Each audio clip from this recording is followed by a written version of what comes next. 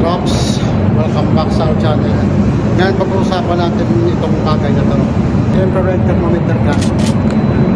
Yung silbi nito, kunwari, galing sa mainit. Gano'n ka-init yung bakal na. Yung bakal ay yan, 82 degrees Fahrenheit. Nalagyan ko na ito ng primer. So, ang mangyayari nito ay nalagyan ko na siya ng kulay. So bago ko tayo maglagay ng kulay, maglalagay muna tayo ng chrome. So dapat hindi siya mainit mga katrops. Kaya napaka-importante itong thermometer natin, thermometer gun, kasi mag-check natin kung paano kainit yung bakal. At yung pipinturahan pala natin mga katrops ay ito. Ang gagawin natin, magka-time lapse na lang tayo sa bawat application na gagawin natin. At ang proseso ito medyo magkadal-tagal kasi mapa-cool down na natin yung bakal bago natin mag-apply. So dyan lang kayo at magka-time lapse ko na lang yung paglagay ng chrome saka yung Mermaid KD.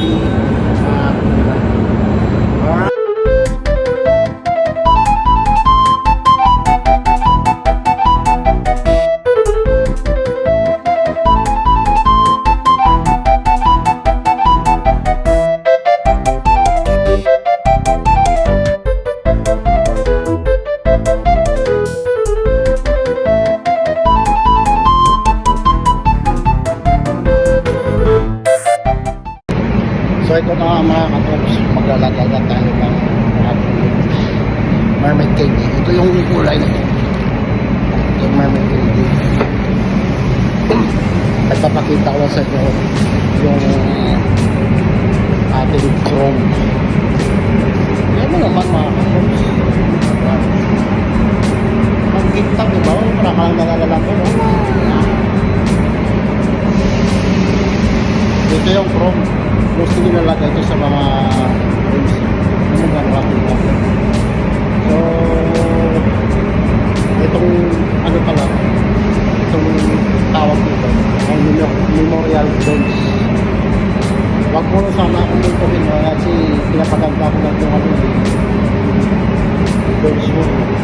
Ito na yun, maya-maya matatapos ito. So, yan, presentist na lang ako. Katabi na kaganda ko yung memorial zones. Yan, ito yung chrome mga kapos ng mga kulay.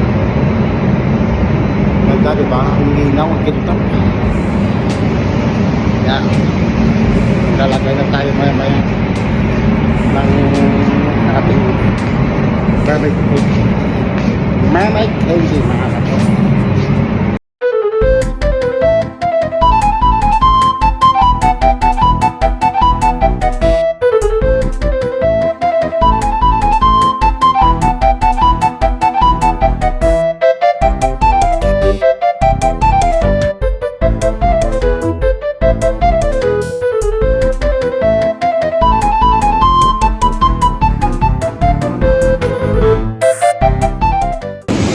So ito na nga mga katrops, katapos na natin mag-bake itong ating ginagawang memorial bench. Medyo matagal to, pero panalo to mga. Sabay-sabay natin titingnan yung kulay. First time kasi magpintura ng memorial bench. Tapos siya mga katrops. Ito yung finished product mga katrops.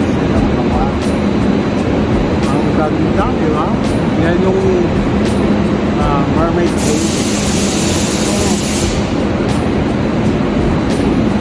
Ito na yun.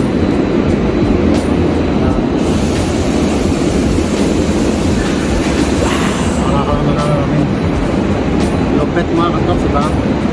Kung gusto nyo magpatawa mga katrops, pagkat nyo lang ako. At ganito na siguro yung meeting vlog natin. Stay tuned. Rest of the